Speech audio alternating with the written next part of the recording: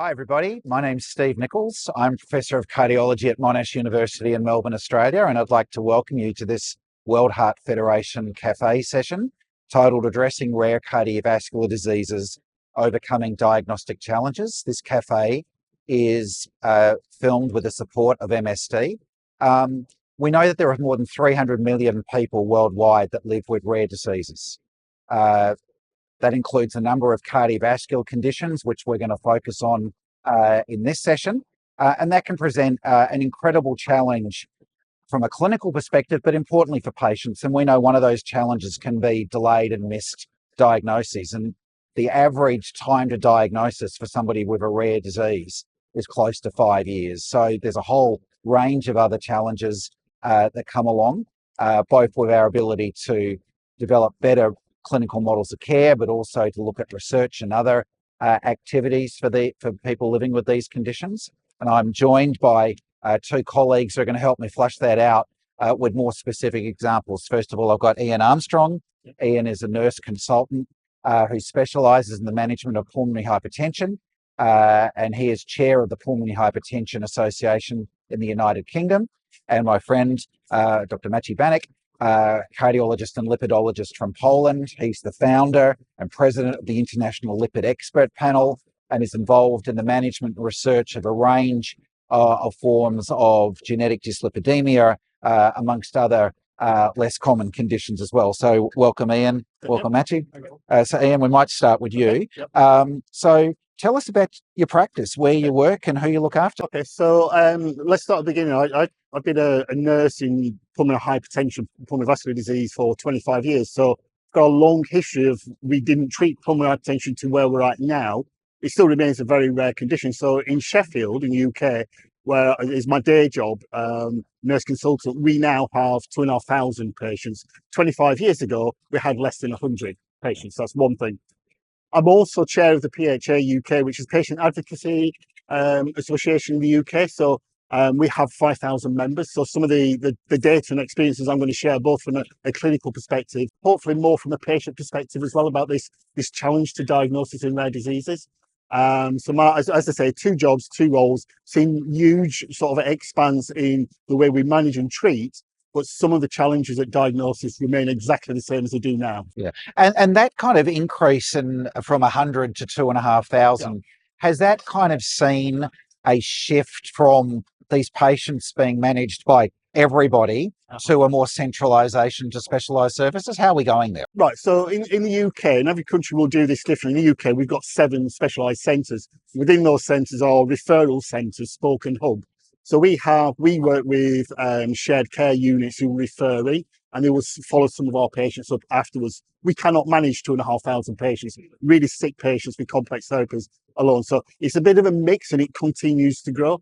What we want to make sure is, though, in these rare diseases, that people do see clinicians with expertise. It's the expertise is in rare diseases. So it's knowing how best to manage these patients. We're not more sort of super special. We've just got lots of experience in these diseases, both from a clinician's point of view, from nurses' perspective. Patients with rare diseases have different challenges. So we need that expertise. And patients, it is interesting, this time to diagnosis, this challenge. And with the PHA, we do survey work with our patient population. The last one we did in 2023, last year. How long did it take to get a diagnosis for patients in 2023? It took more than a year for 51% of patients. That's what they reported. And of those 51%, 24% took more than 3 years to get a diagnosis of PH. And patients took or saw 4 different senior doctors to get that diagnosis. And that's the same in 2023. 15 years ago, we did a similar survey. It was very similar. It was exactly the same sorts of numbers. So while we can treat better with pharmacological projects, we can manage patients better, this challenge to diagnosis remains unanswered. Yeah, and so once we do make that diagnosis, what are the challenges and the unmet needs for these individuals to be able to access these more specialised clinics and services? I mean, some of it is pure logistics. Patients, when you've got rare diseases and less centres, patients need to literally travel. And we have to remember, these patients with pulmonary hypertension are often very limited in their mobility. Breathlessness is the primary symptom, and to get it from A to B is quite challenging. Having the logistics in healthcare to get somebody from A to B if they don't have their own transport, it's just that practicalities. And one of the things I would say, Steve, is in pulmonary hypertension, at time of diagnosis, because patients have took so long to get a diagnosis, seen many doctors, they've lost a lot of confidence in healthcare itself because it's not made a difference for this 3-4 years. They've seen 3 or 4 senior medics and they've still not made any difference. So just building up confidence that we can make a difference and building up this sort of repertoire and confidence back in healthcare and back in medicine is a real challenge. Yeah. And continues to be a challenge. Right. And the advances in pulmonary hypertension therapeutics, both fancy drugs and supportive care, what has that meant for patients living with pulmonary hypertension from the perspective of both clinical outcomes but also quality of life? Okay, so clinical outcomes, the first thing is done, as I say, 25 years ago, the expectation of life expectancy with PH at time of diagnosis without effective therapy remains at about 2.5 years. With effective therapy, as an average, it's about 8 or 9 years. So outcomes are very different in a patient population that's relatively young. I mean, the average age of diagnosis is around a 60-year-old. And when I started in PH, it was a 34-year-old female, but it's very different now. So, we can help people live longer. I think one of the challenges we have in pulmonary vascular disease, even with the modern medicines that we've got, is we enable people to live longer in WHO functional class 2s and 3s. That's with a high burden of symptoms. So patients are living longer, but with a high burden of symptoms. So we can improve quality of life by extending life, but the burden of symptoms is something that remains really challenging. And therapeutically, we've not mastered that really at the moment. We can sort of reduce people's functional class, but generally speaking, I know from my personal experience, most people I see in my clinical practice are still living in functional class 2 and 3. And that's a real impact on quality of life. One of the things we did as an organisation some 15 years ago, as part of my PhD that I was doing, we developed a disease-specific quality of life tool. And we felt it was important because if we don't have a tool to measure something, we can't demonstrate change. And that's been really important in accessing expensive therapies. In rare diseases, new therapies tend to be expensive. And to be able to get access to those often globally, wherever you are, is you've got to demonstrate not just extended life, but to improve quality of life. So we wanted a tool that did that. And one of the things that the Emphasis 10, which is the disease-specific quality of life tool that we've got, is now a global tool. And that's been useful. And it's also given patients a voice to express how does it feel to live with this condition day in, day out. Because I think in clinical practice, in the busyness of everything, we can forget just what the lived experience is like with this condition. Patients come to us, when we say our 2,500 patients in Sheffield, we might see them for an hour, 2 hours a year. The rest of the life is back home. Yeah. And we need to understand that and giving them a tool in which they can be, it's a descriptor. This is how it feels. And that's a good measure. As I say, we have to justify spending expensive therapies. It's not just about living long. It's about living well. Yeah. And then finally, what role can associations like yours play in improving the quality of life for people who live with rare conditions? I think one of our primary, when I helped set up with a colleague of mine who worked in London at the time, 25 years ago, the PHA, we wanted to develop quality information that patients could understand. In rare diseases, it's very difficult to find good quality evidence information, patient information. You could go on Dr. Google and type in pulmonary hypertension today and still think by the end of the year, I'm going to be dead or something quite horrific like that. So the first thing that patient organisations can do is develop high quality information that's relevant to patients. Some of that is about therapies and treatments and things like that, but it's about how to live well with PH. So that's the first thing. The second thing we can do as an organisation, good patient organisations can do, is act as a conduit to work with across all professions, the key stakeholders, clinicians, commissioners in the UK, who pays for the therapy, how we do that, work across with industry. So we're almost a form in which we can pull things together quite independently. One of the things we've had to do in the UK throughout the 25 years, every time a new therapy comes online, because they're expensive, we have had to lobby politically to get access to those therapies as well, because they're expensive. We've always had to do that. So it's multifaceted. But I would say, if I had to sum it up, is to create a community, which is a safe community where everybody can come together. We're neither over familiar and over friendly with pharma. We're neither over friendly with the clinical service. We are the patient voice in a rare disease, fighting for limited resources. And that's one of the things just in healthcare per se. PAH is one of those, pulmonary hypertension is one of those diseases in which you're fighting all the time to get access to the same sort of therapy, management, support that if you, and I hate to use this phrase, if you have cancer in the UK, you get access to all sorts of, there's a natural understanding of that. With pulmonary hypertension, that isn't there. So we need to create that space as well. Yeah, great. Okay, we'll give you a rest, Ian. And the interlude with the person walking in front of us. We are here live at the ESC meeting in London, so all things can happen. Machi, we think about cardiometabolic disease, it's really common. Yet there are clearly dyslipidemic states where they are far less common. What are the challenges in trying to navigate helping there when there can be so much focus on the greater mass? Yeah. No, the problem is that for most of the lipid disorders, which are, let's say, genetic disorders and rare diseases, especially in the region I represent, in Central Eastern European countries, we have a great problem with the early diagnosis, right? Because today I will present the real world evidence from the few centers in Poland, and in which we say, for example, for heterozygous FH, which is in fact not a rare disease, taking into account the definition, the mean age of the diagnosis for adults is 44 years of age, and for children is about 10. So it is much too late, taking into account the suitable treatment for those people, right? The other issue is that we do not treat those people well. It is probably the problem that we might observe in many countries, right? Because we've noticed that using even upfront lipid-lowering combination therapy of statins and ezetimibe in patients with a high baseline level of LDL cholesterol in those patients, we might reduce LDL cholesterol beyond the LDL cholesterol target for only 12 to 15%. So that is why for most of those people, we should use innovative drugs such as PCSK9 inhibitors and others. And in those countries I represent, the problem is that these drugs are limited, taking into account reimbursement criteria.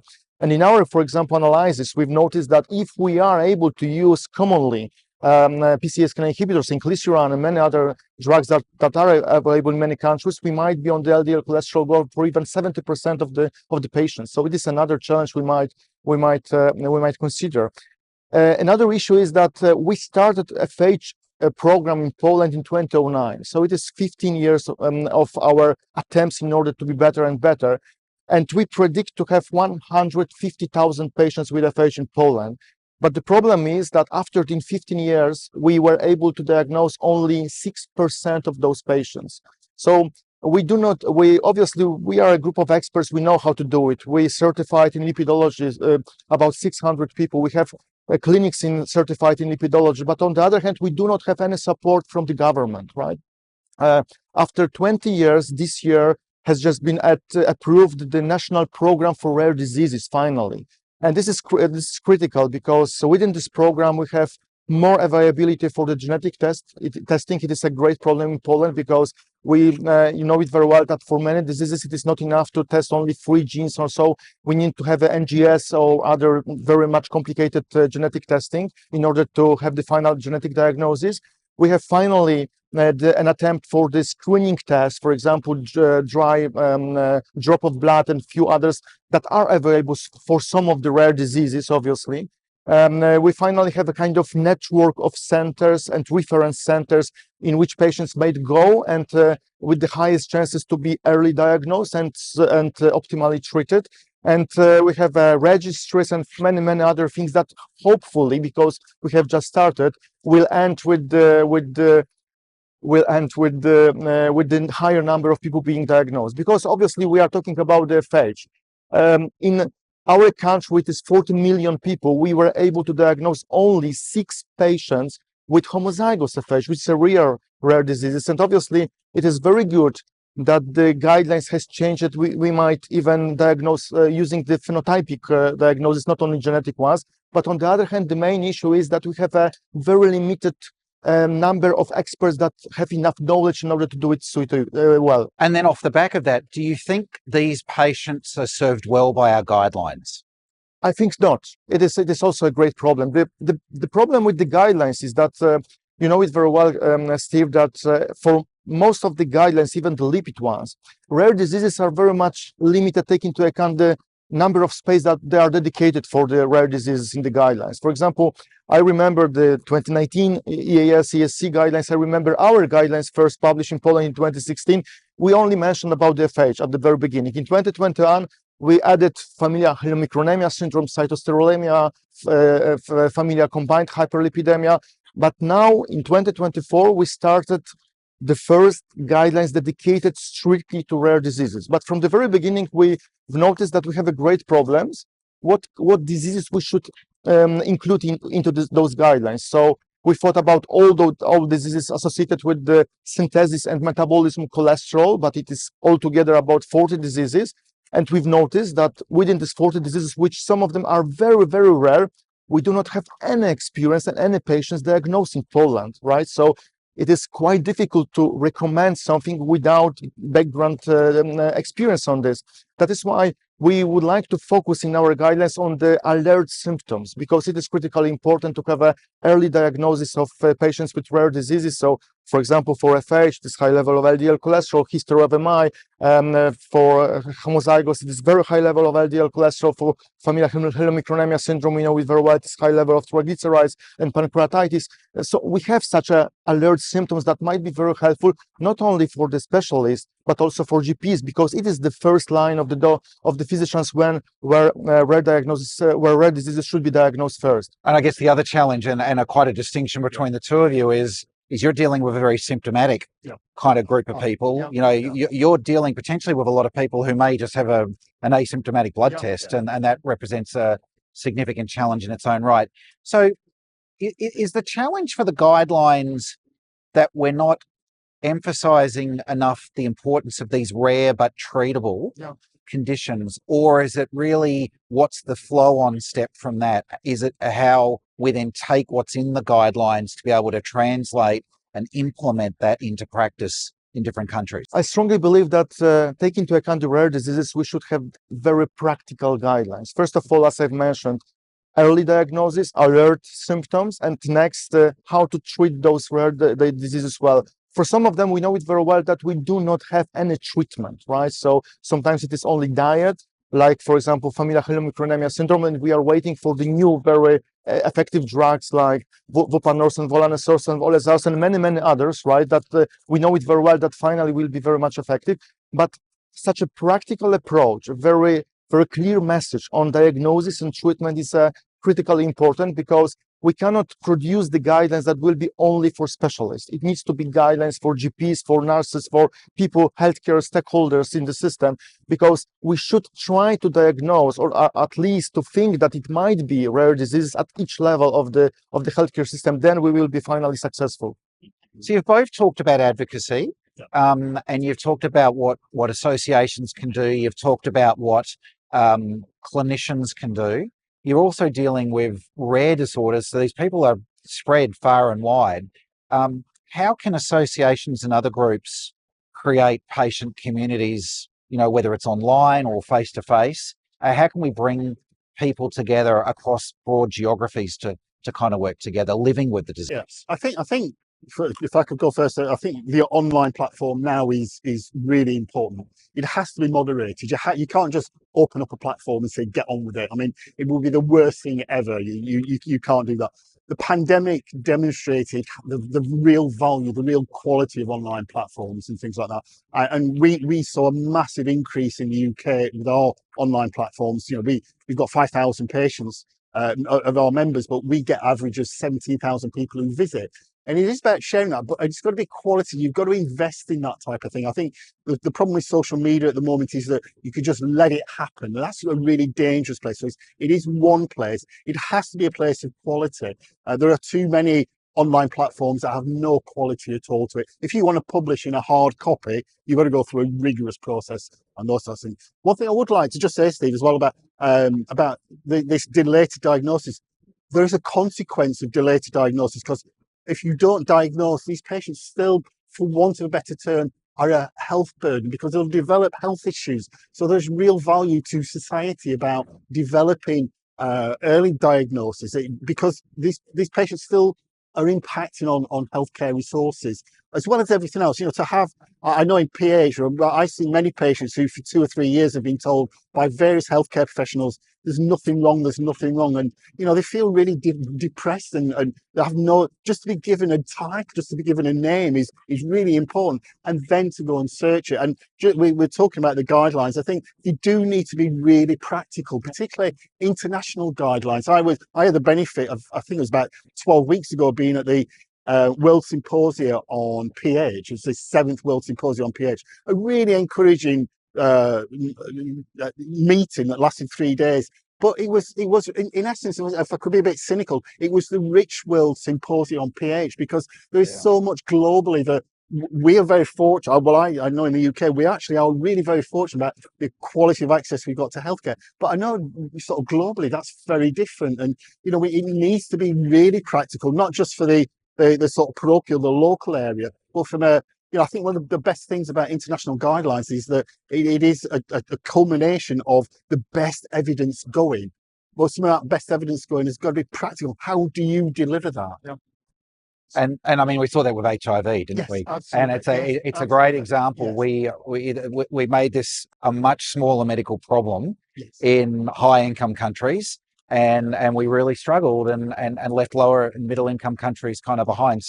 So you both kind of referred to new therapies, and new therapies typically are expensive. Yeah. So how do we advocate on a broader scale? How do we advocate for that more global approach? I guess we can use certainly the leverage of organisations such as the World Heart Federation, but what else can we be doing? Yeah, if I may add also, because it is critically important what Jan has just said, because from one hand, obviously, it is critical to strictly collaborate with patients' organization, because people, first of all, look for the help at the patients' organizations, not at the doctors. So for example, if we look at the patients' organizations in the field of the familial hypercholesterolemia, it is a very strong one, FH Europe, FH Foundation, and so on, and it works. But if we look at the number of different patients organizations for rare disease, it's a very small number, right? So there is no patients organization for high level of lipoprotein A, for familial chylomicronemia syndrome, and so on. The other issue is that we should use the possibility of the digital tools, right? Because for one hand, it is obviously the web pages dedicated to rare diseases, but we need to be very careful because they should be accredited. So the knowledge at this web pages should be evidence-based, let's say, because there are so many web pages with the fake news about the treatment, about the diagnosis, and we, in fact, in the internet, we fail with the fake news, not only in the social media, on Twitter and Instagram and Facebook and so on. And the last issue, we should use also artificial intelligence-based tools, because, for example, in Poland, in my hospital and few others, we have just introduced a kind of algorithm in the healthcare database we have that prompt us that the patients might be with the rare diagnosis, taking into account the symptoms that are included in this database. And we are also looking for we are now preparing the software for the iPhones and Androids, in order also to give not only the education about the rare diseases, but also very clear information to how to diagnose early with the rare disease, the given rare disease, not only dedicated obviously for lipid disorders. And right? It may be much earlier diagnosis doesn't need to then be a much earlier entry into expensive therapeutics. So there are advantages. So education's important. We've talked about advocacy. We've talked a bit about research. Yeah. Where are the potential benefits in terms of clinical trials when we're trying to do that in groups where they're small in number? Well, I mean, the experience in the UK, which is where my expertise is that because we've got a small network, it is rich for research. And we work really closely together. So there's some real value about that. And the point of any clinical research with clinical trials is that it is for the patient benefit. And so there is benefit in rare diseases being managed, as I say, not as an exclusive club, but because it's best for patients. And one of those areas, without any doubt, has been in clinical research, whether that's pharmacological products or For example, in pulmonary hypertension, lots of evidence around rehabilitation, the exercise in PH, and the value of diet and things like the very practical things. And these are areas of real expertise where you can have that as a forum rather than it's all over the place. So that's one thing that's really important. From my perspective, in fact, research has added a lot to the diagnosis and treatment of rare diseases. Why? Because if we look at the history of rare diseases in lipid disorders, everything was very much fastened when we had PCSK9 inhibitors in glycerin, right? Then we took the interest in lipoprotein little a, in fact, in many countries when nobody was interested in lipoprotein little a, despite the fact it was introduced in 1963, right? It is the same with familial chylomicronemia syndrome, finally, because I remember that when I was a young doctor, I remember the twins we had in our hospital, and these were the only twins diagnosed with FCS for 40 million people. Now, having the opportunity to participate in the randomized controlled trials with the new drugs, we are not only educate those doctors about the disease, about the new drugs and possibilities, but also spread the information. Please, we are looking actively those patients that might have the diagnosis of the FCS and other rare diseases. So I strongly believe research is a critical point in order to be effective in the diagnosis and treatment as well. I think one of the things to say there as well, Steve, it just reminded me, in the survey I referred to right at the beginning, the survey we did in the UK, 800 patients with PH, one of the questions we asked was around research. And it was interesting, of the people who took part, 84% of people took part said, I want to be involved in research. These are people who want to be involved in research. What was interesting, the second question, that have you been involved in research? And less than 20% had been. Yeah. That raises some questions whether the entry criteria is set too high and doesn't actually allow these people to come into it, or we're asking the long research questions sometimes. But they're a highly motivated group of people, and they know where to find you on Google. I report trials of LPA therapies. I get emails from people around the world wanting to come and be in trials. So final question for each of you. If you could go and you could sit in the office of your health minister in each of your countries, and your health minister could give you $100 million, what's the first big thing you would do for pulmonary hypertension and homozygous FH? You go first. So for me, to create the network of the well-experienced lab and genetician laboratories, right? So it is critical point in order to be effective with the diagnosis, because it is probably the largest problem in Poland. And obviously, the second issue is though to have an access to the effective drugs. Obviously, for homozygous FH, we know it very well that it's typical, but in Poland we have only lomitapide, but we do not have vinacumab, we do not have nipomersen and many others. So that is why it would be a great adding value for those patients diagnosed with homozygous FH. Okay. And I would say, for me in the UK, what I would want from my health minister would be, I've seen over 25 years massive explosion of patient numbers, drugs, etc. What hasn't come along with that is the service provision. So having the staff to deliver, and that's what's really important. Healthcare, quality healthcare is people intensive. It's got to be. And what we need is not just more drugs and more things like. We need the people and the expertise to develop, to deliver that service. And it is one of the challenges. I think, again, we saw it during the pandemic, how dependent we are on the very people who deliver healthcare. And I think in a congress like this, we can sometimes miss and think it's all about drug, and it's actually about relationship and relationships with each other. And that's where the growth should be. And the mutual relationship should be for the benefit of the patient. It's not about ourselves, it's a benefit of the patients, because we are only one step away from being a patient as well. I mean, I'm getting to that age now thinking I want really good quality healthcare out there, because I'm more likely to need it very soon. So it's about provision of service. It is. Well. And one thing you've both kind of picked up on is we've been able to transform the natural history with these new therapies. What we now need to be able to do is transform the care. Absolutely. And so these conversations are important because we get talking more, we get to promote, we get to educate, we get to advocate. So Ian, Machi, thank you for joining us. Thank you so much. Thank you for the invitation. Enjoyed this WHF Cafe. Thank you. Thank you.